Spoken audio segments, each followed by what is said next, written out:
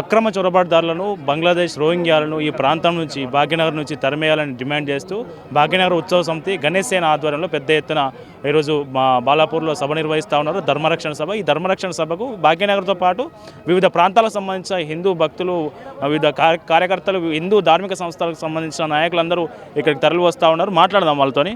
అన్న, ఏం పేరన్నా? నా పేరు సిల్వేర్ అనిల్ కుమార్, నాది చంపాపేట డివిజన్. మేము ఒక వారం నుంచి ఇక్కడ మనము కోర్టు నుంచి ఆర్డర్ తేవడం ఇదంతా మేము శేషన్న వీళ్ళందరూ కలిసి చేశాము. మాది పక్కనే ఆనుకొని 2 కిలోమీటర్లనే చంపాపేట డివిజన్లో ఉంటాం. ఇక్కడ పోయినసారి మేము ఓడిపోవడం కారణమే ఈ రోహింగ్యా వాళ్ళు వచ్చి వాళ్ళకి ఓటర్ కార్డు కానీ ఆధార్ కార్డు కానీ ఎవరిచ్చినారు ఇవన్నీ ఇక్కడున్న గవర్నమెంట్ ఇచ్చింది. పాత గవర్నమెంట్ ఇచ్చింది. వాళ్ళని పెంచి పోషించిందే పాత గవర్నమెంట్. వాళ్ళకి మొత్తం ఇక్కడ షెడ్లు వేసడం, డబల్ బెడ్రూమ్ ఇవ్వడం ఇదంతా వేసింది ఎవరు? పాత గవర్నమెంట్. ఇప్పుడు ప్రతి ఒక్క హిందూకు తెలుస్తుంది, ఇక్కడ కాదు తెలంగాణ వ్యాప్తంగా ఖమ్మం, వరంగల్, నల్గొండ ప్రతి ఒక్క జిల్లాల నుంచి హిందూ బంధువులందరూ బయలుదేరుతూనే ఉన్నారు. ఇంకా లక్షల మంది ఉన్నారు. పోలీసులు ఇంకా అడ్డుకుంటున్నారు చాలామందిని, ఎక్కడ సభకు రాకుండా. ఇంకా బ్యారికేడ్లు వేసినారు. పార్కింగ్ కావాలని దూరంగా పెట్టిస్తున్నారు. పార్కింగ్ ఇప్పుడు ఈ నుంచి మొదలు పెడితే 2 కిలోమీటర్ల అవతల పార్కింగ్ పెడుతున్నారు. ఇదంతా అడ్డుకోవాలని ఇప్పుడున్న గవర్నమెంట్ కానీ వాళ్ళకి కాంగ్రెస్ గవర్నమెంట్ మెయిన్ కాంగ్రెస్ గవర్నమెంటే ఇదంతా చేస్తుంది.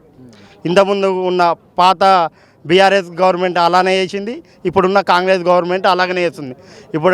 అప్పుడు తెలంగాణలో ఇప్పుడు హిందూ రాజ్యం అవుతుంది రేపు. ఇప్పుడు మీ అంచనా బట్టి మన భాగ్యనగరంలో ఈ బాలాపూర్ సమీప ప్రాంతంలో ఎన్ని వేల మంది రోహింగ్యాలు ఉంటారని మీరు అనుకుంటున్నారు? 50,000 మంది ఉన్నారు. ఇక్కడ 50,000 మంది ఉన్నారు రోహింగ్యాలు. అధికారికంగానే వాళ్ళకి ఆధార్ కార్డు కానీ ఓటర్ కార్డు కానీ. ఇప్పుడు బాలాపూర్లో ఇక్కడ ఇంత పెద్ద వినాయకుని పెడతారు. బాలాపూర్లో ఎంత ఇబ్బంది చేస్తారంటే వీళ్ళు నైట్ పూట బాలాపూర్ ప్రజలు బయటకు వెళ్ళాలంటే ఇబ్బంది పడుతున్నారు వీళ్ళ వల్ల. అంత ఇబ్బందులు ఉన్నాం ఇక్కడ మనం తెలంగాణలో. ఏ గవర్నమెంట్ అయినా పట్టించుకుందా? మరి ఎందుకు ప్రభుత్వాలు వీళ్ళు అనధికారికంగా వచ్చి ఇక్కడ నివాసం ఏర్పాటు చేసుకుంటున్నా ప్రభుత్వాలు వాళ్ళను పంపించకుండా ఎందుకు ప్రోత్సహిస్తూ ఉన్నారు? ఇప్పుడు అలా ఓట్ బ్యాంక్ కావాలి. ఇప్పుడు గెలిచింది ఎవరు? ఇక్కడ భారతీయ జనతా పార్టీ గెలిచింది. ఎప్పుడన్నా ఇక్కడ గెలవలేగా. మొన్న శ్రీరాములు యాదవ్ ఎన్ని ఓట్లతో ఓడిపోయింది? 25,000 ఓట్లతో ఓడిపోయింది. ఇప్పుడు ఈ డూప్లికేట్ ఓట్లతోనేగా వాళ్ళు గెలిచింది. ఇప్పుడు వాళ్ళని ఎవరు చేస్తున్నారు? సబితా ఇంద్రారెడ్డి ఓటర్ కార్డు ఇచ్చింది, ఆధార్ కార్డు ఇచ్చింది, అలాగే డబ్బులు ఇచ్చి రేషన్ కార్డు అందరికీ తెల్ల రేషన్ కార్డులు ఉన్నాయి. మళ్ళీ గవర్నమెంటేగా ఇప్పుడు చేస్తుంది వీళ్ళకి. ఇప్పుడు రోహింగ్యాల వల్ల కుటీర పరిశ్రమలు కావచ్చు, ఎవరైతే వృత్తులు ఉంటాయో వాళ్ళ ఆ వృత్తులలో కూడా వీళ్ళు ఎంటర్ అయ్యి వాళ్ళ ఉపాధిని దెబ్బతీస్తూ ఉన్నారు కొంతమంది చెప్తా ఉన్నారు. వాస్తవమేనా? 100% కరెక్ట్. ఎందుకంటే ఇప్పుడు మన దగ్గర చేసే వాళ్ళు ఏముంటుందంటే ఒక 1000 రూపాయలు 2000 అడుగుతుంటారు. వాళ్ళు 500 రూపాయలకి చేస్తారు. మొత్తం ఏ పనిలో కూడా వాళ్ళే ఉన్నారు. మొత్తం ఇప్పుడు తెలంగాణ వ్యాప్తంగా వాళ్ళే. ఇప్పుడు ఏం భయపడిస్తున్నారు? ఒక ముస్లిమ్స్ రోహింగ్యా వాళ్ళు భయపడిస్తున్నారు. మొత్తం తెలంగాణ వ్యాప్తం మొత్తం ముస్లిం మయం చేస్తారంట వాళ్ళు. ఎట్లా చేస్తారో రాదు. ఇప్పుడు ఇది ఒక్కటే కాదు. ఇప్పుడు కాంగ్రెస్ గవర్నమెంట్ వచ్చినప్పటి నుంచి ఎన్ని గుళ్ళు కూలగొడుతున్నారు?